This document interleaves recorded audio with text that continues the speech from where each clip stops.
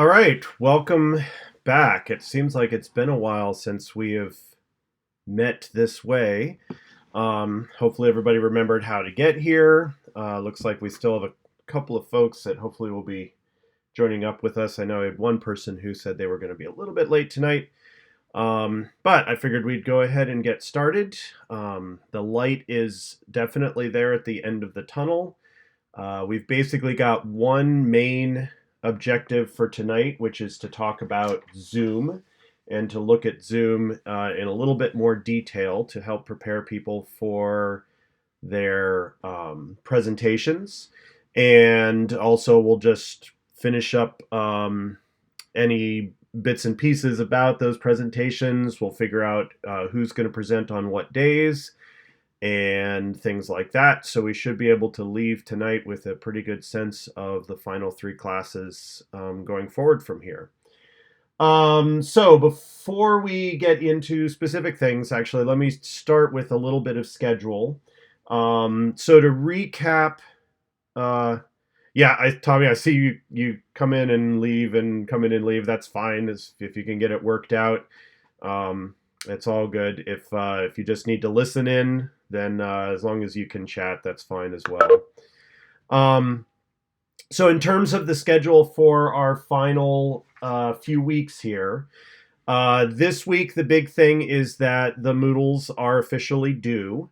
I have gotten a couple of requests from people who need an extra day or more than that to finish up for various reasons, and that's fine. I would just ask, even if you've spoken to me in the past meaning not just in the last couple days, but before that, if you had talked to me about needing more time on your Moodle, I would just ask that maybe you resend or send a follow-up message to me, email or through Remind, just so that I've got kind of a current list of anyone who feels like they're going to need any extra time. Excuse me, to finish that. If I don't hear from a particular person in the next couple of days, then I am going to be starting to go through those Moodles for the purposes of grading them. They are going to take me a little bit of time, so I do want to get started on them. So if you need some extra time, just make sure that you've confirmed with me, and that way I will not start looking at your Moodle until I've gotten that confirmation from you that you're ready for me to take a look at it. Oh, is that Melissa? Snuggling, you got to turn that off. Mom, I know.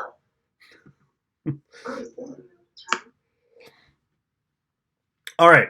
So, so that's obviously this week is the Moodle thing. If anybody has questions, I'll leave a little time in a bit here for people to ask anything related to Moodles, but hopefully those are pretty much wrapped up and questions have been answered at this point in terms of that. So then that leaves us with 3 remaining weeks.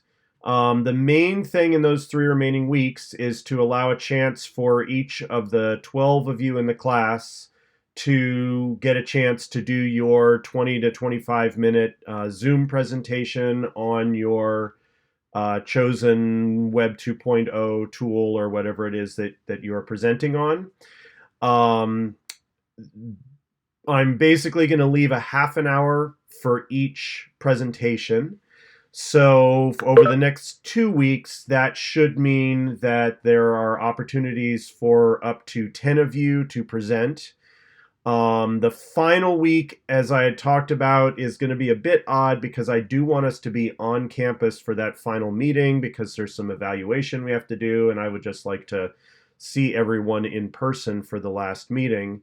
But we can also fit up to 4, I would say, presentations that last week if we need to. So one of the things we're going to do tonight, as I said, is to figure out who is going to go when. The more people we can get to go in the next 2 weeks, will take the pressure off of that final week when we're on campus. But I will leave that up to when people are um, when people feel comfortable for doing their presentations. That last week, I have a maybe a proposal or something to ask. And to be honest, I think this would mainly just pertain to two of you in this class, because I think everybody else in this class is also in the 520 class. Um, my thought was that uh, with that final week being on campus for us, I was wondering, and I can do this logistically, rather than making people come to campus 2 consecutive nights, Tuesday and Wednesday, because the 520 class is not going to have a whole lot to do that last week. My thought was to basically sort of collapse 520 and 530 together for that last week and meet with you folks on the Wednesday of that last week. Like I said, I think the only people that would cause a different schedule to would be Erica, who is here, and I think Felicia, who is not yet here. So, for the rest of you, you would be coming up to campus on the Wednesday anyway for 520. It would just mean we would be doing some 520 activities that night and some 530. Erica, for you and for Felicia, we would arrange things so that you would obviously not need to stay through whatever we were doing with 520, but would just be there for the 530 piece. So I see Melissa likes that idea. Like I said, most of you, it doesn't really change your schedules. It frees up a Tuesday night and just does everything on Wednesday. So so Erica, it normally would be the same time, 5 to 7:30, although it's highly likely that you would not need to be there for that entire 2.5 hours. In fact, I don't know that any of us would be there the whole 2.5 hours. And if it's a case where you're, say, not available at 5 but could get there, say, at 6, then I would just make sure that the 5:30 stuff happens whenever you can get there. So, Erica, if you want to look into that and just let me know. And like I said, Felicia, I know, is going to be joining us tonight, but I think she had something and was going to get here a little late. So if I forget to, if somebody can just remind me to ask her as well. But I figured that way, we take what would have been 2 partial evenings of having to drive up to campus, and we kind of collapse it into one. And it just seems to make sense since 10 of the 12 of you are already there on the next night, and it's not going to really change things there. So, yeah, that's what I figured. And actually, there's a choir concert at my school on Tuesday night that I don't have to be at, but if I could be at, it would be great. So, I think it would help a lot of people out. So Kathleen, what we would do in that case is that the presentations would be Wednesday instead of the Tuesday. If we have people going that final night, if it's 2 or 3 people, that would be part of the Wednesday activities, but that would only take up part of the night. Yeah, and actually I've got a plan for that because I think both of the labs on campus are available. Oh, that's right. If it's Wednesday, yeah, I'll figure it out. That's on me to figure out how we would do that. Because Wednesday, that's right, Mister Dr. Abed has a class in the other lab, but we'll figure it out. I've got other spaces to do it. What we might do is have the person presenting use Dr. Abed's office as the space to present from, or something like that. So I'll work out the details of that. But like I say, hopefully most people will have gone over the next 2 weeks, so we should be down to just the last couple of people by the time we get to that last week. All right. Okay, so just to recap, this week was about Moodle, and we're going to cover Zoom. The next 2 weeks are going to be just about the presentations, so we will probably not be meeting here in WebEx the next 2 weeks. We'll be going directly to the Zoom rooms of the people who are presenting. So over the course of our 2.5 hours, we'll be moving among the 5 rooms of the people who are presenting. And then that final week, we will move Tuesday's class to Wednesday on campus to be combined with the 520 class. And, maybe I'll bring cupcakes or something like that. And we can have a party. So that's schedule for here to the end, which it does seem like the end is getting closer. So before we get into Zoom, just to follow up, anybody have any final questions or concerns related to the Moodles? Like I said, if you need to let me know that you still need some more time, you don't have to shout it out in class now. You can send me an email or something like that privately, but do let me know, because I will start looking at Moodles in the next few days. If I've not heard from somebody, I will assume that means that the Moodle is ready to be looked at. But are there any other questions just in terms of putting the Moodle project to bed and moving on?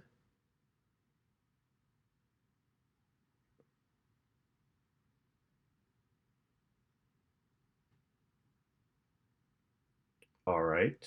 I will take that silence as no questions. But you can, if you have individual questions, do feel free to email me or remind me or contact me through the Moodle.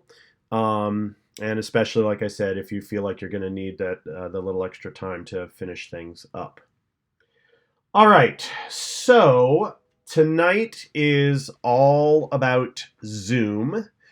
And mainly looking at Zoom. Well, we're going to look at Zoom actually from both sides. So we're going to look at Zoom as students. So in a little while, we are actually all going to move this class over to my Zoom room, which I just like saying Zoom room. But we'll head over there so you guys will have a chance to experience Zoom from the student's perspective. But then I'm also going to be going through from my end and showing you through screen sharing what the administrative end of Zoom looks like. And I know many of you have hopefully already signed up for accounts and have maybe played around with it a little bit already.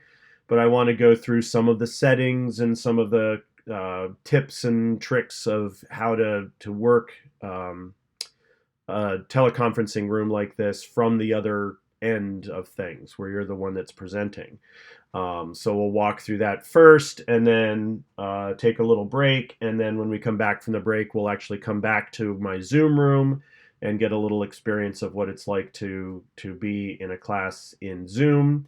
And then we'll finish up tonight by returning here to WebEx, and we'll get our Zooms scheduled and move on from there. So let me move us over now. So with Zoom, a lot of Zoom and a lot of these programs, when you actually get in and are using them, they're very similar to each other. There's a set of tools that people who do web conferencing sort of expect to have available. So many of the things and the features that Zoom offers are going to be the same things that we've been using in WebEx. The difference is that with WebEx, you guys have not really had a chance to see the behind the scenes perspective, because you have just been at the student end of things. So with the Zoom, you are now going to have a chance to look at it from the other end and be the one setting up the room and deciding what kinds of settings you want to make for your room, how you want the room to operate. And in particular, there is one feature that the Zoom rooms have available that, WebEx does have it as a feature. It's just not turned on for Central. But that's the chance to do breakout rooms. And since one of the requests or one of the requirements for the Zoom presentation is for you to find some additional sort of interactive element, many of you may find that you want to make use of the breakout rooms in some way to help support that part of your presentation. You don't have to, it's not required, but it is one feature that's kind of nice to have that we can do through Zoom that we don't really have access to um, in WebEx. By the way, if I sound a little funny tonight, just to let you know, I've spent most of the last 3 or 4 days sort of flat out with the flu or something along those lines. I do actually feel human today. I have been able to actually function.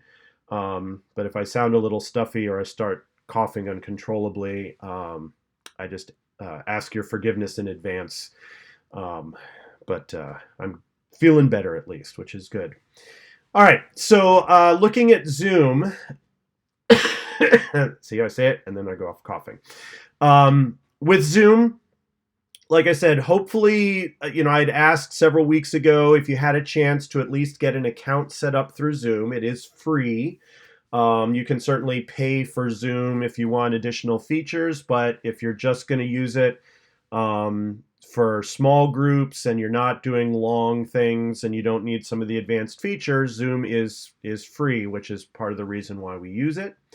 So you need to have an account set up. So if you've not done that, that's one thing you're definitely going to want to do right away.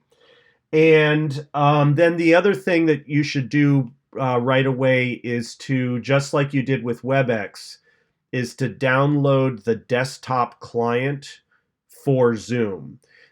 Just like WebEx, Zoom can function just through a web browser, but it is limited. It will not allow you or your students to do some of the things that Zoom can do. So just like you probably had to do the first time you went into WebEx, it asked you to download a thing, and now when you go to the class, it automatically launches the WebEx client.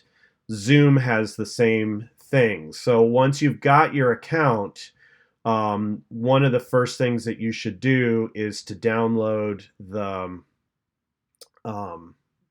the client. Which, let me see here. Let me go back to the home page. So if you're on the home page, where did I have it?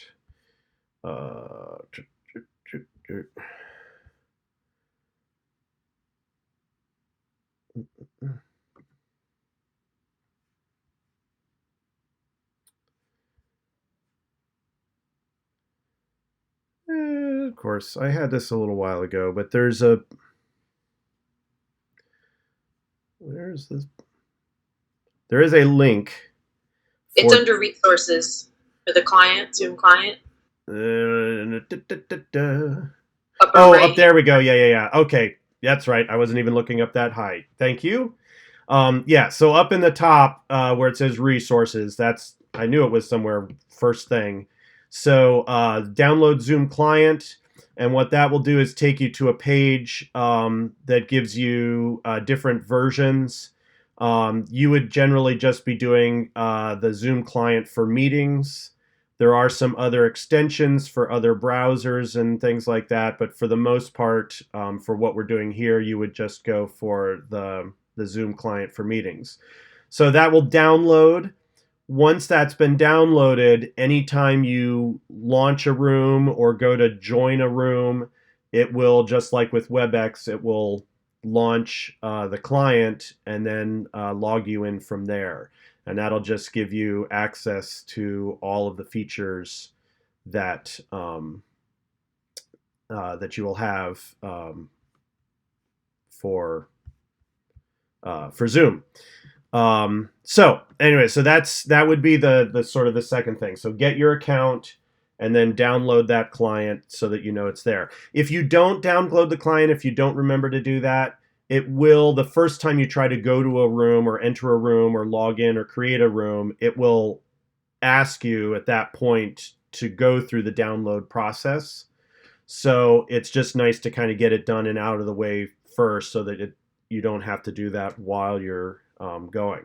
So a little bit later, when we take our break, before we come back and actually enter Zoom, if you have not downloaded that client yet, it's one of the things I'm going to ask you to do during that break so that when you come back, that's already set to go. You don't actually necessarily need an account for what we're doing today because you're just going to be coming into my classroom as a student.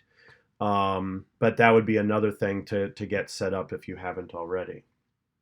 All right, so once the client's downloaded and you've got your account, the next thing to deal with is some of the settings for the meetings and for your account in general. There's a lot of settings. There's a lot of categories of things that you can do. Most of these, particularly for the scope of our little presentations, are not going to really need much attention.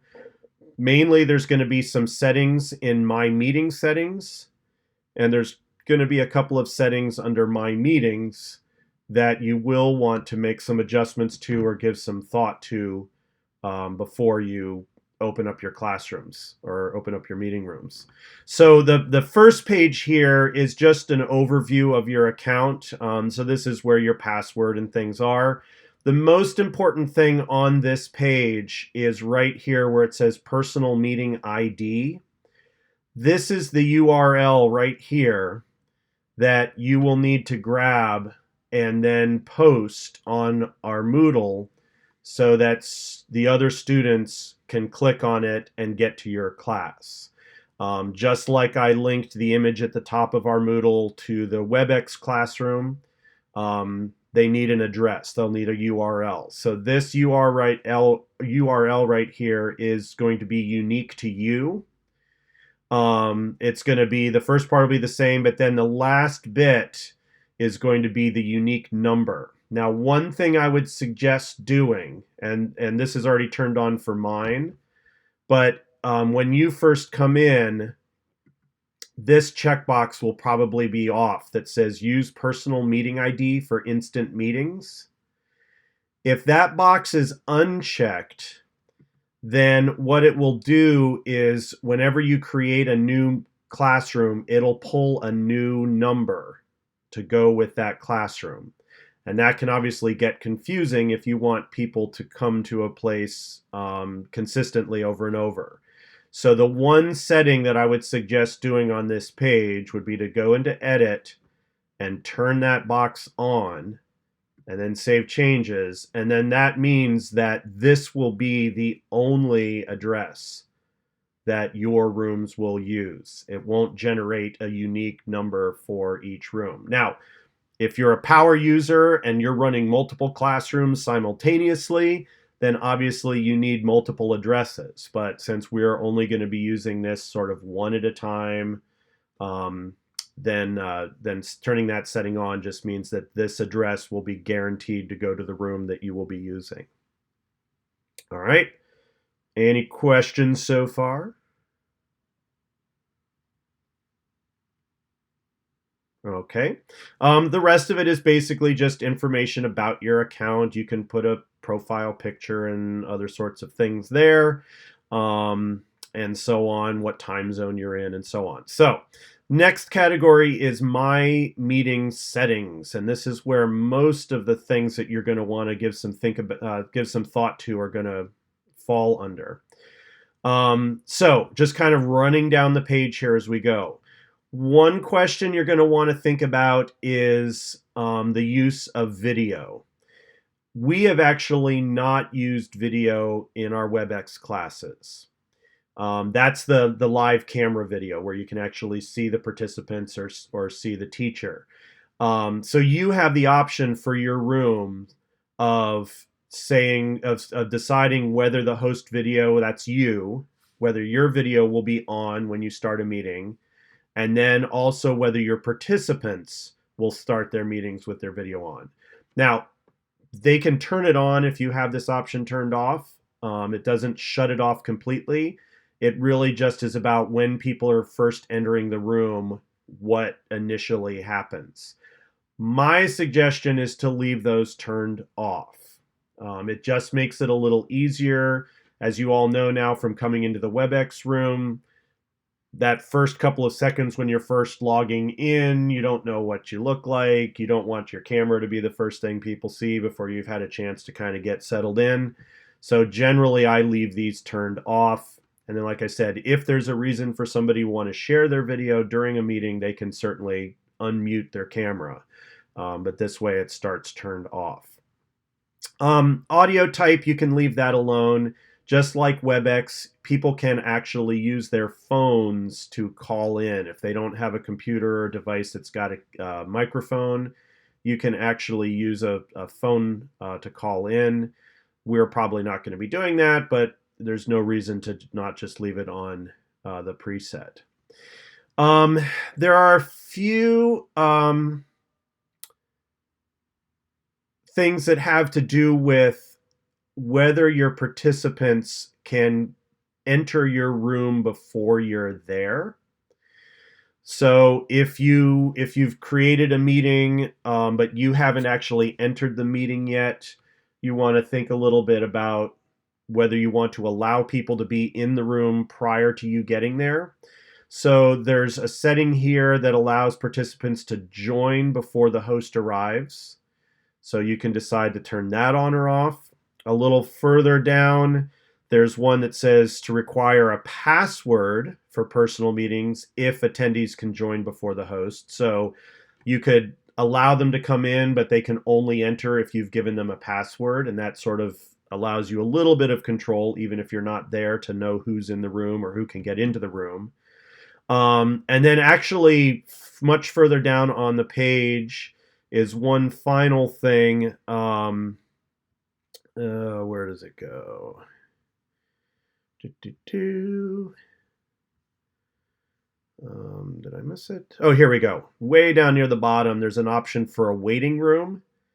And what that will do, if that's turned on, then when people come in, they won't enter your room. They'll be sent into a holding room until you join the meeting, and at that point they can join. So that's another kind of feature having to do with before people get there. So there's no real right or wrong to this. It's just like your own classroom at school. Do you want to allow the students into your classroom before you're there to monitor them?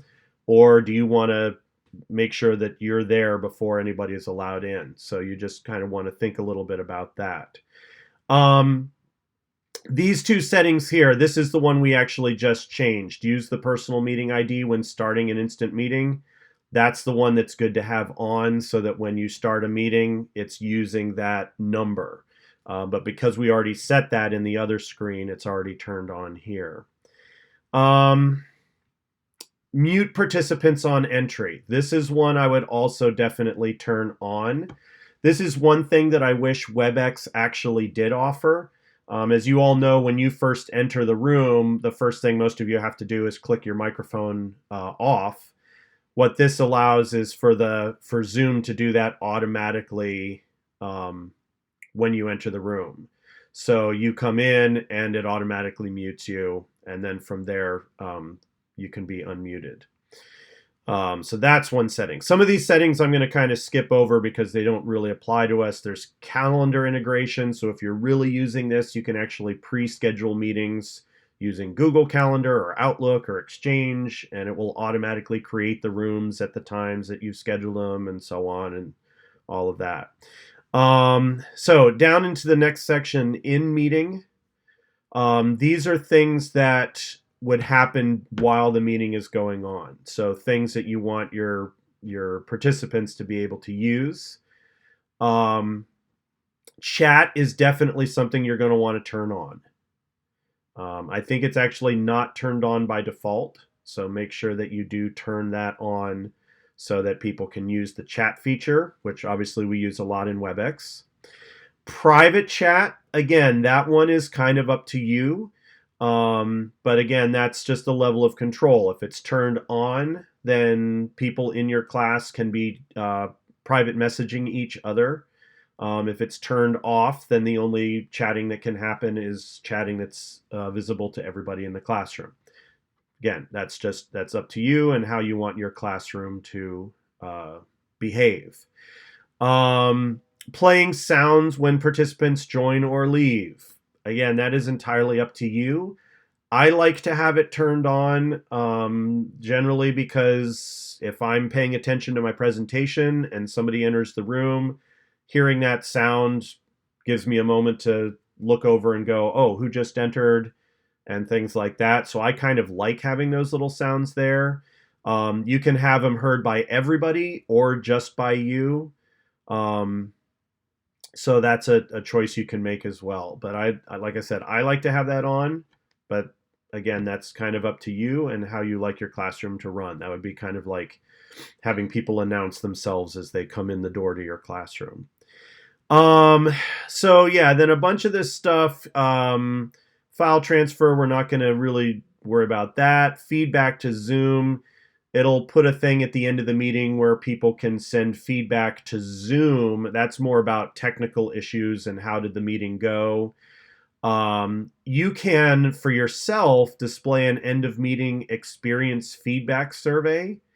So that might be something you might want to think about, since one of the things that you're going to want to do with your Zoom presentations is have some sort of a end of presentation assessment of some sort.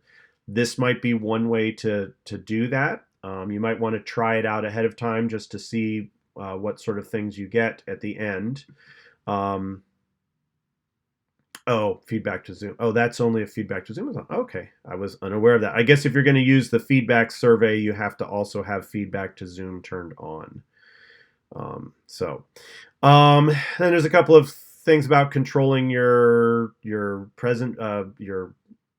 participants. You can temporarily remove attendees from the meeting.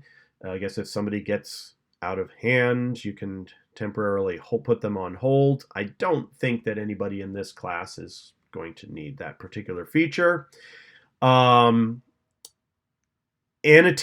So yeah, then down here, a couple more features. Annotation, I would definitely turn that on even if you don't use it. That just brings up those tools that would allow any of the participants to draw something on a screen or type something on a screen if you're interacting, if you're demonstrating something. So that's just a nice tool to have available for your participants. The whiteboard could also be useful. That just brings up a blank whiteboard sort of space where you have those annotation tools so that you can, again, just have a blank space if you want to do formulas or you want to type something up or take notes or something like that. So that's a feature you can turn on or off. I would not recommend turning remote control on because then participants can actually take control of your computer during the presentation. There are times where that might be useful, but I think probably generally not. Nonverbal feedback. I would definitely turn this one on because this is what's going to give people the thumbs up, thumbs down. Zoom actually has a much wider range of icons. There's one that says slow down. So if the presenter's going too fast, you can actually put up a signal that says please slow down. You can raise your hand, you can clap. There's a bunch of different things. So that one I would definitely turn on because it gives other levels of feedback for your participants.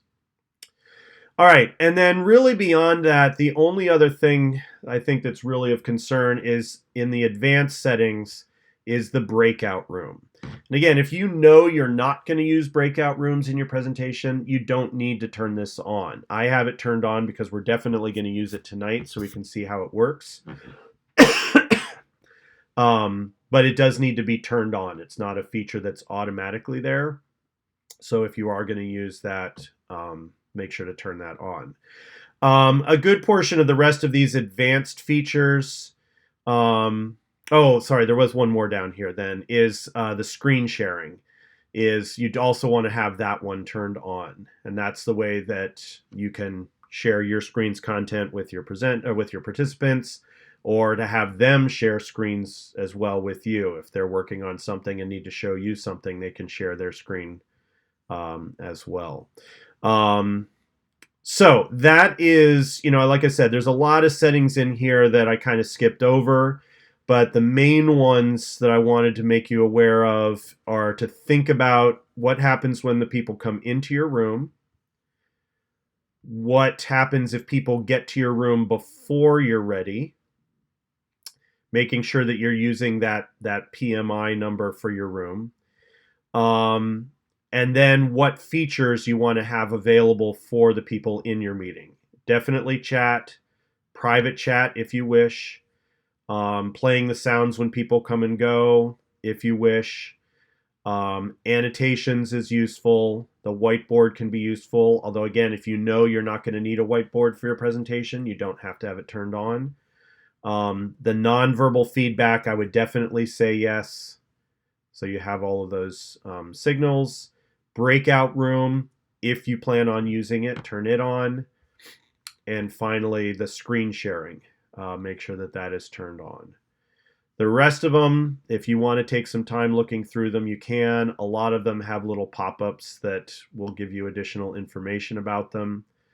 But once you have everything there, then the next thing, once you have the client downloaded and your account set up, the next is to go through and just kind of figure out what your room is going to look like.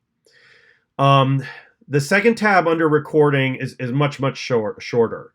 You are only going to have access to local recording. Zoom does offer a cloud recording option, but you have to be paying in order to use that. So it will record your meetings as a local recording, meaning it will save it to your local computer.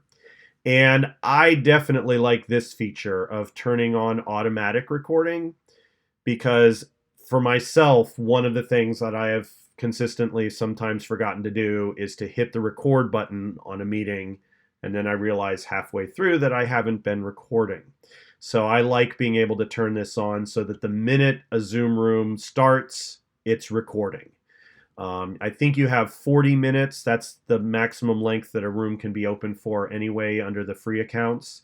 So it will record for up to that amount of time, and then it automatically saves the file to your computer, and you then have that. So I do like having that as an option too under recording.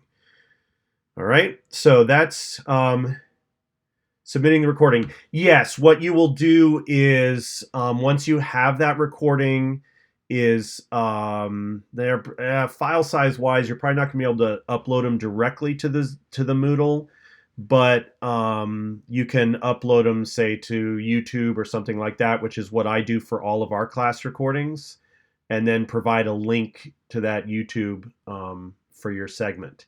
I'm going to be doing a backup recording of everybody's presentations. So if if something goes wrong while you're recording, or your file goes missing or something happens, I will have backup recordings for everybody's projects and presentations. But yes, that will be one of the things once your presentation is done, is that you will be providing a link to that recording, which again, that's good practice too, because that's standard practice for online classes, is to make those recordings available to your students so they can go back and review them if they miss something. No,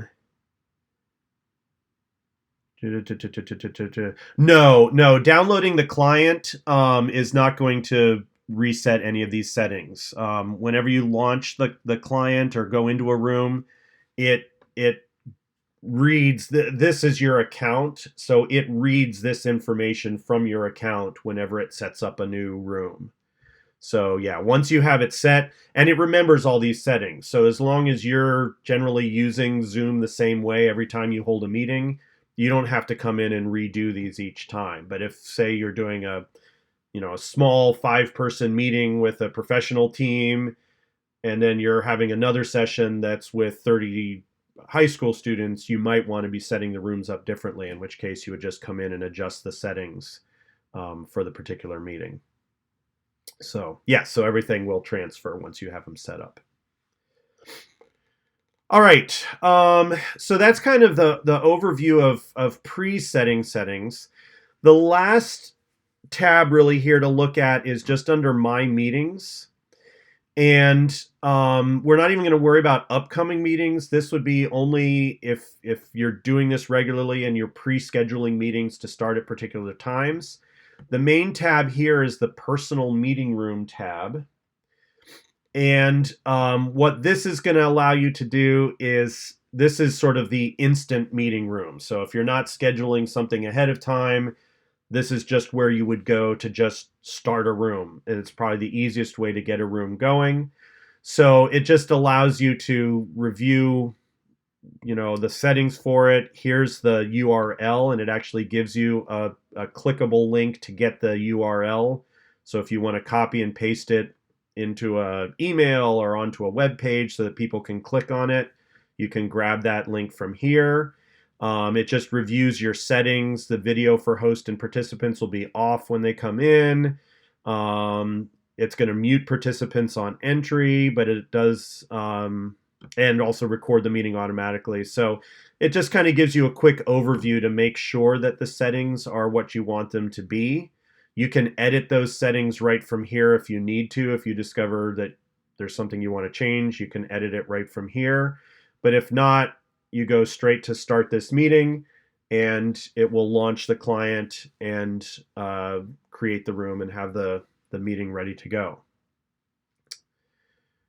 All right, so that is the My Meetings. So profile is just an overview of your account. My Meeting settings is what gives you access to all of those room-specific settings.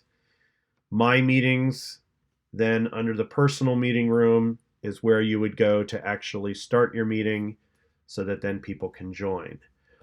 The rest of this is basically stuff that we don't really even need to get into. Well, actually, I shouldn't say that. My recordings will actually show you, bring up a list of the local recordings that have been made.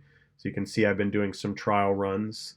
But they are also actually on your computer's hard drive, so you don't even need to come here to get to them.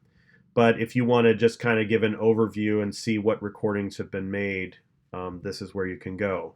But the rest of it, from my webinars all the way down, Zoom rooms, I know that sounds great, but again, that's an additional feature that you have to pay for. Same thing with the Cisco rooms. I'll get you the recording. What you will do, so the recordings, when it saves the recordings on your computer, it will automatically go to, let's see if I can pull this up really quick here. Oh, it's not going to show up on your side of the screen. It automatically in your documents folder. Well, you can see here. It shows you where it goes. So in your documents folder on your computer, it will automatically create a folder called Zoom, and then inside that folder, it will put the recording. So what you would actually probably do is, rather than doing it from here, is go right to your computer's hard drive, find the recording just by going to your documents folder, going to the Zoom folder, and then, like I said, probably if you have a YouTube account, the easiest thing to do is to upload that file to your YouTube. That way you'll get an address for it, and then that address is what you would make available for people to click on. That's exactly what I do with each of our WebEx recordings. Is once I've got the recording, I upload it to YouTube. I actually have a playlist that is just class recordings from Central. And once they're there, I can grab either the link or the embedding code and then put them into our Moodle page. But this is what this allows you to do. Is if you don't want to take the trouble of going into your hard drive and looking, this gives you an overview, and it will allow you to, it can delete the files remotely too. So if you know there's files you don't want to use, you can delete them from here. But the recording itself will be, yeah, it makes the recording when it start, if you've turned on that feature, the setting, it will start the recording the minute the room starts. And then when the room finishes, when you end the meeting, you'll get a thing saying, I need a couple minutes to create the video, and it'll sit there and it'll spit out the video and it'll save it. And at that point, that video is saved. And it actually, what it does is it saves not just the video, it also saves just an audio version too. So if for some reason you don't need the video portion of the meeting but just want the audio, there's actually a second file that is just the audio portion of the meeting, which is kind of nice too, in case you just need the audio. So yeah, it is pretty streamlined and pretty user friendly. So All right. So yeah, and then like I said, the rest of a lot of this stuff, these advanced settings, yeah, don't even go there. We don't even need to know that. Account profile billing. You guys are all using the free accounts unless you've decided to pay for something. So you don't have to worry about that. Managing groups and users is not going to really apply to us because we're going to use this once for this presentation. But if you had a class, you might want to manage the people who are in the class so that you can put them into groups and things like that easily. But for the most part, it's just going to be these top few areas here that are going to be the main ones you're going to want to interact with. All right, so other questions. This is the side that you have not seen of WebEx that I had to deal with when I started going through deciding how the room was going to function, what kind of features were going to be there when you guys signed in. So, you know, if you have not had a chance to look at this now, hopefully that gives you a bit of an idea of some of the things that you're going to want to think about. I mean, a lot of ways, if it's helpful, use the analogy of your actual classroom. You know, when you have a classroom, you go in, you decide what, you know, what the rules are in the room, what sorts of things people are going to be able to do while they're in there, and so on. So this is basically doing that same thing. You want to think about how do you want the students to be able to interact with each other? How do you want them to be able to interact with you? And those sorts of things. So you get that all set up so that when the students enter your classroom, they are experiencing the classroom in the way that you intended. All right. So other questions about this, the background end of things here.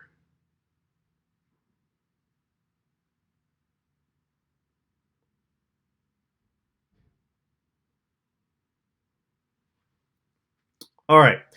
So I think here's what I would like to do. I know we've only been at it for not even quite an hour yet. However, the next thing I would like to do is actually have us go into Zoom and get a chance to do a little bit of the class from inside Zoom.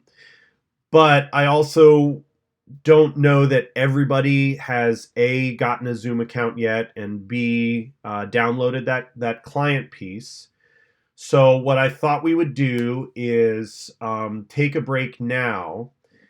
During the break, certainly take a time to get a break, but also if you have not yet, on whatever computer you're on, if you have not yet downloaded the Zoom client and or gotten an account set up, setting up the account is really quick because it's just the free version and it's the typical putting in your information and password and all that. But if you have not done that, take a little bit of time during the break to get that set up. And then what we will do is when we come back, I'm going to leave the WebEx room open, but when we come back, what I'm going to ask you to do is on our Moodle, come on, under week 12, is that I've got a link here for my Zoom classroom. It is not available yet, so don't go there right away because I don't have it turned on that you can enter the room before the room is available. So there's no room there yet, but there will be in a couple minutes when I actually open it. So when we come back from break, what we will do is come back to the Zoom classroom instead of the WebEx classroom. You do not need to be logged in to enter the classroom. It's kind of just like WebEx. If you just click on the link, you don't have to log in. You can just give it a username and email and enter the room that way. If you are logged in, then I think it will just log you in through your Zoom account.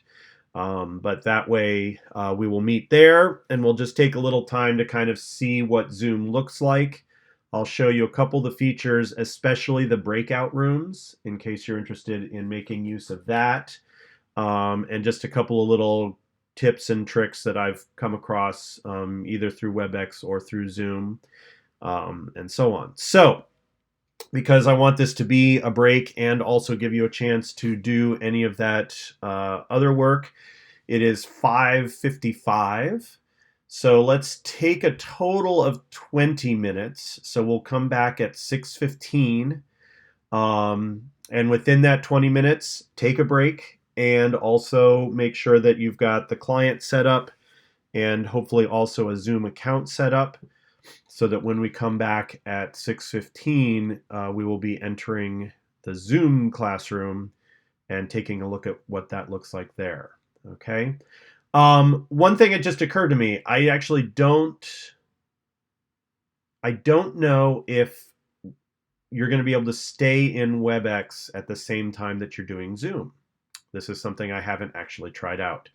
So you don't have to leave the WebEx room now, but if you discover when you try to get into the Zoom room that there's some issue, then just leave the WebEx room. We'll be able to come back to the WebEx room later on, and we'll meet you there. So 6:15, I will meet you in the Zoom room, not here on WebEx. All right? Is that clear enough? Yeah, I don't know. We'll have to see if the audio loops through or things like that. It'll be an experiment, but I think it'll work fine. I've tested it a bit from my end. So, all right. So I will see everybody in about 20 minutes in Zoom.